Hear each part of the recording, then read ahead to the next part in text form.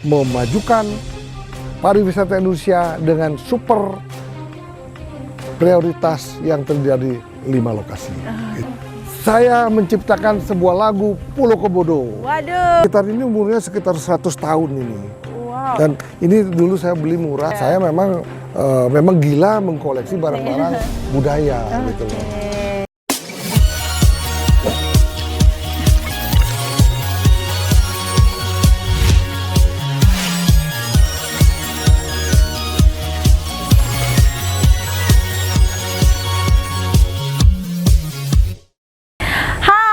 Selamat sore semuanya. Nah, hari ini kembali lagi bersama saya Sri dan di sini ada Mr. Puisi. Kita bakal kembali lagi berbincang-bincang. Oke. Nah, Mr. Puisi, gimana kabarnya hari ini? Kabarnya makin seru karena tempat ini beda lagi. Iya, tiap hari harus berbeda. Tiap hari kita berbeda tempatnya. Ya, semoga tempat ini membawa hikmah. Yang tadinya mau hujan, tiba-tiba nggak jadi hujan. Ya, gitu benar. Ya. Oke. Nah, teman-teman di rumah, jadi kali ini kita bakal membahas kembali sebuah destinasi wisata nih, Mr. Puisi. Kita bakal membahas yang namanya Labuan Bajo. Nah, mendengar kata-kata itu tentu tidak asing kan, seperti itu. Nah, Mr. Puisi, pertanyaan dari saya pertama nih. Mr. Puisi, apa yang diketahui mengenai Bajo?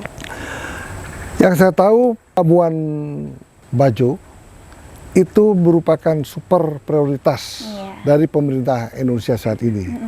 Maka kita sebagai pengusaha pariwisata wajib ikut membantu program pemerintah sehingga Labuan Bajo itu lebih dikenal lagi di seluruh dunia. Iya, benar. Ya, ketika Labuan Bajo udah dikenal seluruh dunia, akan banyak orang bertanya, kenapa dia sangat terkenal? Iya. Padahal zaman dulu Labuan Bajo itu dikenal dengan Pulau Komodonya. Di mata binatang komodo itu adalah merupakan binatang langka yang sangat dan harus dilestarikan oleh pemerintah Indonesia. Sehingga waktu kita kecil pun tahu, oh Pulau Komodo gitu loh. Oh di situ ada binatang komodo, harus dilestarikan. Waktu itu kan belum banyak wisatawan yang hadir di Pulau Komodo. Kemudian sekarang sudah berkembang ke Pulau Rinca. Di Pulau Rinca juga banyak binatang komodo yang dilestarikan. Di mana di dua pulau ini kemudian radius sekian tidak boleh dibangun objek wisata. Jadi Pulau Komodo ini khusus untuk dikunjungi oleh masyarakat dalam dan luar negeri sebagai kawasan wisata yang sangat sudah mulai mendunia saat ini, dikunjungi dengan tarif khusus. Dan Pak Menteri Pariwisata juga sudah menjamin bahwa untuk mengunjungi Pulau Komodo tidak ada kenaikan tarif yang luar biasa. Nah ini sangat penting, karena kalau mulai ada tarif yang aneh-aneh dan mahal, orang jadi malas. Bukan masalahnya tidak bisa bayar, tapi tidak mau diperas gitu loh. Nah, hal ini juga pernah terjadi di Nusa Penida. Nusa Penida dulu tanpa tarif berduyun-duyun orang datang. Tiba-tiba tarif dinaikkan untuk masuk, orang tidak mau datang.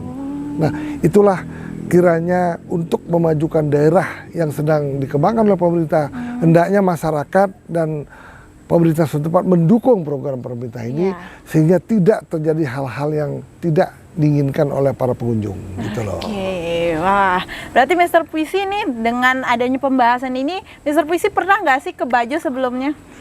Saya bisa banyak berbicara mengenai Labuan Bajo. Saya tahun 2017 yang lalu saya juga sudah banyak melakukan survei di sana. Ternyata ya kalau kita lihat dari Labuan Bajo sendiri, pantai itu tidak bagus pantainya. Tetapi untuk di pulau-pulau di dalam, banyak sekali pulau-pulau yang memiliki pasir putih yang sangat menarik untuk wisatawan asing maupun wisatawan lokal bila itu dikembangkan. Nah, pada waktu itu airport baru sudah ada. Kemudian landasannya masih pendek. Mungkin sekarang akan segera diperpanjang landasannya sehingga pesawat-pesawat besar sudah bisa mendarat di sana. Waktu itu belum banyak perubahan apa-apa. Hanya airportnya baru. Kemudian yang ada pelabuhan tradisional.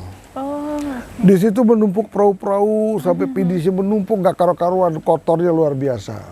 Saat itu saya menemukan sebuah hotel pelataran grup, di mana hotel pelataran itu kemungkinan yang saat itu yang terbaik.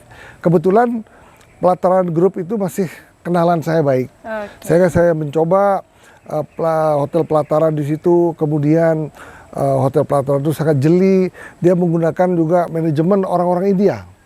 Semua manajer grup pelataran orang India. Kenapa? Karena sangat efisien kita menggunakan orang India. Kemudian mereka juga jago IT, bahasa Inggrisnya juga sudah seperti bahasa Inggris orang-orang Eropa. Nah dia juga dan sampai gitu GM orang-orang India itu sangat relatif murah. Bila kita bandingkan dengan GM dari Eropa atau dari Perancis. Nah pelataran inilah yang sangat inovatif. Dari karyawannya juga orang India yang relatif lebih murah. Dan pelataran juga waktu itu yang mempunyai klub gitu loh. Saya kunjungi juga klub itu. Dan waktu itu masih sepi sekali. Tetapi saya yakin pelataran mempunyai naluri yang sangat luar biasa.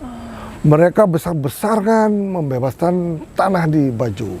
Sehingga pelataran grup ini merupakan pionir. Karena dia juga saat itu sudah mempunyai pinisi. Gitu loh. Nah setelah itu mulai pemerintah mulai melirikkan matanya di Pulau Bajo. Karena kenapa pemerintah melirik Labuan Bajo? Bukan karena pantainya saja, bukan Pulau Komodo saja, tetapi pemerintah sangat jeli. Di Pulau Bajo inilah pusat kebudayaan yang sangat terkenal di dunia. Itulah. Berarti sebenarnya ya Mr. Puisi, di Labuan Bajo ini yang menarik itu adalah pulaunya ya, bukan pantainya gitu ya kalau dari pandangan Mr. Puisi seperti itu. Nah sebenarnya apa sih yang menjadi daya tarik atau keunikan tersendiri dari Labuan Bajo ini Mr. Puisi? Makanya banyak gitu wisatawan yang datang ke sana. Semua udah tahu. Coba kita lihat Pulau Padar. Pulaunya begitu menggeliat, melengkung, terdiri dari beberapa danau, naik turun pulaunya. Kalau kita berdiri secara kita membuat foto ataupun video, betapa indahnya. Ini merupakan surga kecilnya Indonesia lagi ada di Pulau Komodo. Nah itulah kenapa Labuan Bajo ini akan dikenal di seluruh dunia. Dan saat sekarang ini sudah banyak orang asing, bukan saja hanya berkunjung, mereka menginvestasikan dananya di Labuan Bajo. Kemudian ada lagi kita tahu di sana ada Pulau Kelor. Waduh, kenapa kok ada Pulau Kelor? Ternyata di atas pulau bukit kemudian ada dataran seperti daun kelor, seperti rumput, hamparan rumput yang sangat indah dan sangat bersih. Nah, ada lagi Pulau Kalawa. Pulau yang boleh dikatakan pulau sangat indah. Kemudian ada di situ ada danau yang sangat indah. Lautnya mengkristal, biru, sangat bersih. Karang-karangnya juga seperti kristal.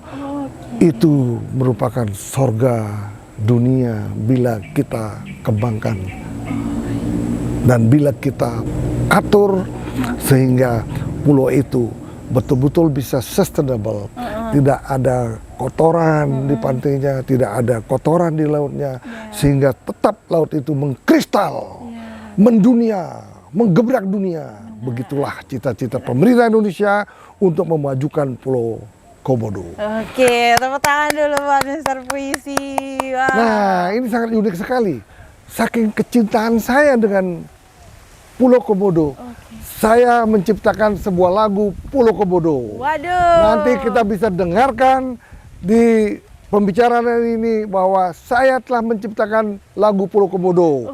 Semoga ciptaan lagu ini bisa memasyarakat di seluruh Indonesia dan mungkin mendunia. Oke, Gitu loh. wah kalau ini seru nih Mister Puisi. Iya. Wah, Mister Puisi nggak cuma bisa berpuisi ya, tapi Iya. menciptakan lagu juga bisa gitu. Lagunya menggeliat-geliat seperti Pulau Komodo, seperti lautan dan hamparan bukit dan pasir yang berliku-liku putih bagaikan surga. Oh, Gitu loh. keren nih. Gitu. Ini Mister Puisi Iya. mau nyanyi sekarang atau nanti nih di akhir nih? Enggak, saya nggak mau nyanyi. Yang Oke. penting saya mau menceritakan bagaimana keindahan Pulau Komodo. Kita harus serbu Pulau Komodo, oke. bukan menyerbu Pulau Komodonya. Kita menyerbu keindahan alamnya, culture-nya, dan yang paling unik di situ adalah pantainya. Gitu loh.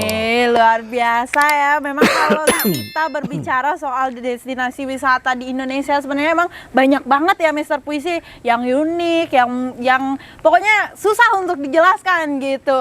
Nah, Mister Puisi selain dari segi tempat wisatanya nih Mister Puisi, apa sih yang menjadi keunikan lagi di Labuan Bajo ini? Banyak sekali unik. Oke. Ada namanya Atol Mangyatan. Oke, apa itu Mister Puisi? Sebuah tempat Iya. yang sangat indah, Oke. di mana di sepanjang tebing-tebing yang mengelilingi laut di sana ada karang-karang atol yang begitu indah. Wow. Kalau kita terjun di sana, kita berenang di sana seperti berenang di surga. Oh. Itu namanya Atol Mangyatan. Oh. Begitu indah, tidak ada orang yang tahu bahwa Bajo itu menyimpan keindahan yang luar biasa. Wow. Ketika saya ke sana, saya bermimpi, kenapa ada pulau yang seindah ini? Iya. Kemudian setelah itu saya langsung mendarat dengan di sana, mendarat di tepi Pulau Pink, Wow. di mana pantainya meliuk-liuk melengkung, pasirnya berwarna pink. Begitu indah, begitu bersih. Iya. Saya merendamkan kaki saya di sana hampir 2 jam lamanya. Wow, Tidak lama terasa ya. capek, tidak terasa sepi karena banyak sekali orang menginjakkan kaki di sana. Kemudian ada lagi pantai Manta Point. Oh. Kenapa namanya Manta? Ternyata di pantai itu banyak ikan manta berkeliaran di sana. Seperti Manta Point yang ada di Nusa Penida, juga tidak kalahnya dengan Manta Point yang ada di Labuan Bajo. Wow. Itulah keunikan surga dunia yang dimiliki oleh pemerintah Indonesia. Kita dukung Bapak Jokowi dan pelaksanaannya oleh Menteri Pariwisata kita, Menteri Pariwisata yang saya kenal baik di HIPMI, bahwa beliaulah memajukan pariwisata Indonesia dengan super prioritas yang terjadi 5 lokasi. Itu loh. Wah, luar biasa banget ya karena memang Mister Puisi dengan adanya super prioritas itu, dengan adanya 5 destinasi wisata yang ditetapkan oleh pemerintah itu, jadi orang-orang tidak hanya mengenal satu daerah yang istimewa di Indonesia ya Mister Puisi, bahwa nyatanya itu di Indonesia ada banyak sekali tempat-tempat wisata yang perlu dikunjungi gitu dan perlu dikenal. Bahkan mungkin kalau kalau di Indonesia, bahkan orang Indonesia pun belum tentu tahu ya Mister Puisi bahwa di Indonesia juga banyak ada surga-surga kecil Indonesia yang lebih indah kayak gitu. Nah, Mister Puisi, kalau dari segi tempat wisata sudah, dari segi pulau, terus ada pantai dan segala macam sudah. Apakah dari segi kulturnya juga ada Mister Puisi? Wah, inilah kejelian pemerintah kita. Tidak sembarangan untuk menunjuk super prioritas. Oke. Selalu pemerintah itu menunjuk karena apa? Karena di Flores itu yang sangat menarik untuk wisata asing adalah budaya primitifnya. Oke. Di situ ada desa Bena namanya, Benar. di Bajawa. Ya. Itu kalau kita lihat bangunan-bangunan primitif zaman dahulu itu berjejer, begitu indahnya. Begitu budaya itu sangat lengkap ada di Flores itu. Sehingga yang kelebihannya itu di samping pemerintah membuat sarana infrastruktur, pelabuhan, lapangan udara, kemudian ada bukit sebagai bukit Waringin kalau nggak salah. Di situ merupakan kompasnya Pulau Kepulauan Bajo tersebut. Pemerintah akan membuat suatu konsep budaya yang tempatnya juga di dekat Labuan Bajo itu, sehingga bukan hanya kita memiliki pantai yang indah, bukan memiliki deretan pulau-pulau yang indah, tetapi pemerintah mempromosikan budaya Pulau Flores ini yang sangat kental dengan dunia primitifnya, sehingga Pulau Komodo, Pulau Labuan Bajo dan Pulau Flores ini tidak hanya dikenal dengan keindahannya, tetapi akan dikenal dengan budaya primitifnya. Kemudian ada Desa Ngada. Di sana juga sangat primitif.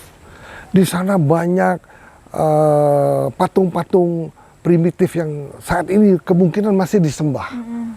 Walaupun sudah ada agama di situ, secara adat budaya tetap dilakukan seperti zaman dahulu. Di sana ada semacam kayu yang sangat tua ratusan tahun di Ngada itu, di cabang 2 dinamakan peo. Apa itu peo? Itu merupakan warisan budaya bangsa primitif di Ngada, dan itu ternyata disembah. Nah, itulah bangsa Indonesia itu yang terdiri dari 17.000 pulau. Di setiap pulau itu banyak suku-suku primitif yang menyebabkan pulau itu sangat terkenal karena budaya primitifnya, sehingga banyak orang asing menyerbu pulau-pulau primitif yang ada di Indonesia. Wah, luar biasa ya. Berarti memang kalau di Bajo itu sendiri, di sekitarnya itu banyak berarti masih ada peninggalan itu dari suku-suku primitif ya, Mr. Puisi ya, masih banyak berarti. Nah, Mr. Puisi, kalau berbicara soal Labuan Bajo kembali nih, sebenarnya yang jadi daya tarik dari wisatawan itu, apakah mereka ke sana itu lebih, kalau menurut Mr. Puisi sendiri, lebih tertarik kepada kulturnya atau lebih tertarik kepada tempat wisatanya gitu? Inilah Labuan Bajo ini punya kelebihan yang luar biasa, merupakan sorga keindahan orang yang dimiliki oleh Indonesia, di mana pantainya sangat indah, deretan pulau-pulau yang sangat indah, juga culture-nya sangat dikagumi oleh dunia. Kenapa demikian?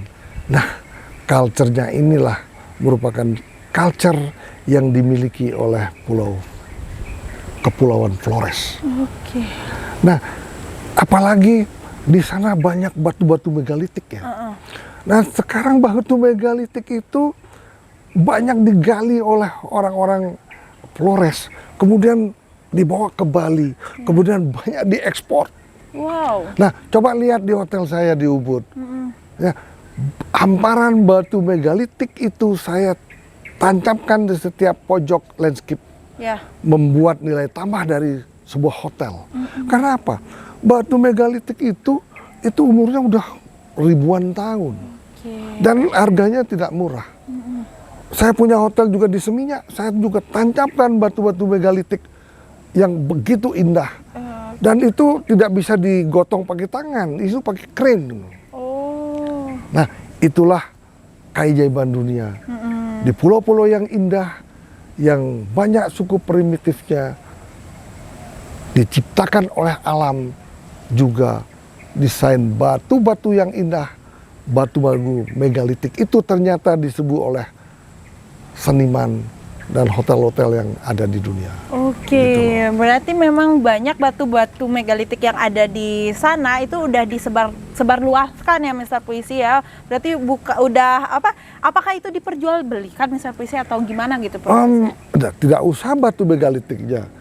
Barang-barang budayanya pun dulu sempat diperjualbelikan. Malah saya mendapatkan beberapa barang budaya yang umurnya ratusan tahun sudah saya taruh di museum saya. Nah, daripada diambil orang bule, dibawa ke Belanda, dibawa ke Perancis, barang-barang budaya kita punah.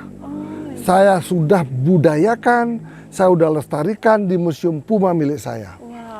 Begitulah cinta saya terhadap budaya bangsa Iya. Indonesia. Sehingga dengan cinta budaya dan kita mampu melestarikan barang-barang budaya Indonesia. Oke, wah, ini Mister Puisi berarti kan Mister Puisi udah banyak mengoleksi nih Mister Puisi, banyak mengoleksi. Apakah Mister Puisi kan juga mengoleksi barang-barang primitif nih? Apakah semua barang primitif itu kalau berhubungan dengan pembahasan Labuan Bajo tadi juga kan ada peninggalan primitif nih? Apakah sistemnya itu juga sama diperjualbelikan atau dipertukarkan? Karena kan itu sebuah persembayangan contoh gini ya, gitu. saya di sini yang duduk sini, saya juga punya barang primitif dari Flores. Oke.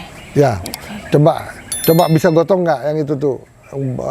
Itu kalau nggak salah dari Timor apa? Bukan yang di sana. Yang kalau nggak ini barang primitif dari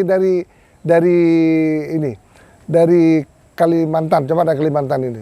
Ini dari Timor ini, kalau nggak dari Timor dari Flores. Ini saya barang primitif ini saya koleksi dan ini umurnya tidak terlalu tua, makanya kita tidak taruh di museum. Oh begitu. Ya, ini kita sekitar ini umurnya sekitar 100 tahun ini. Wow. Dan ini dulu saya beli murah hanya 15 juta. Kalau sekarang diminta mungkin 100 juta saya nggak kasih. Di mana lagi cari? Nah, di sini kita banyak sekali barang-barang primitif yang kita simpan di sini. Daripada ini nanti dibawa keluar.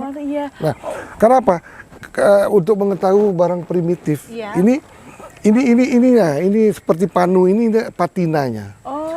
Ini kalau orang asing ataupun kurator tahu ini sekian tahun. Ini tidak mudah. Nah, inilah barang-barang primitif yang saya lestarikan. Ini tidak museum piece. Di sini umurnya hanya 100 tahun lebih. Saya taruh di landscape di rumah ini gitu loh.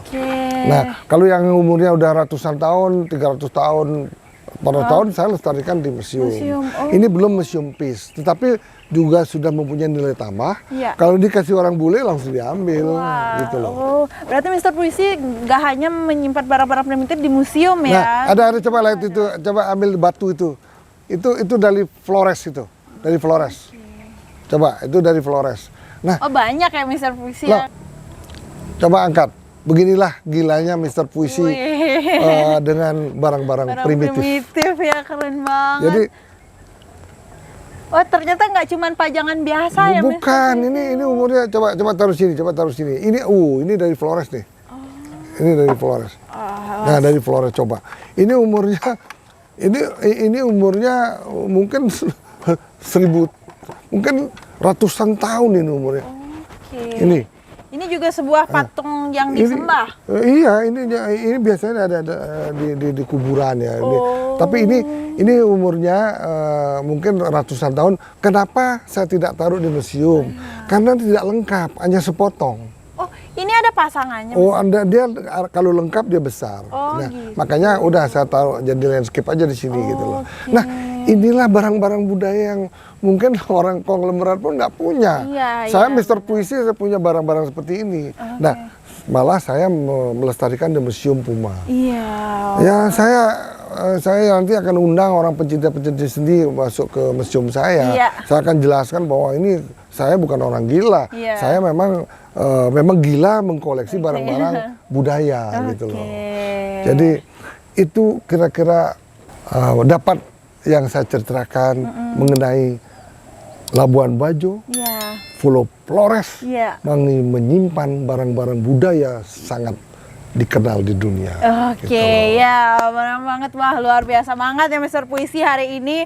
Wah, ternyata nggak cuma di museum ya, karena kemarin kita udah sempat membahas tempat wisata juga, dan Mister Puisi juga mengoleksi barang-barangnya. Saat ini kita membahas Labuan Bajo, Mister Puisi juga memiliki barang-barang yang ada di sekitar Labuan Bajo itu sendiri. Nah, udah banyak nih Mister Puisi pertanyaan yang kita kasih dari tadi. Sebelum berakhir, seperti biasa kita harus ada puisi sebagai penutup gitu. Judulnya diambil di ini ya? Diambil.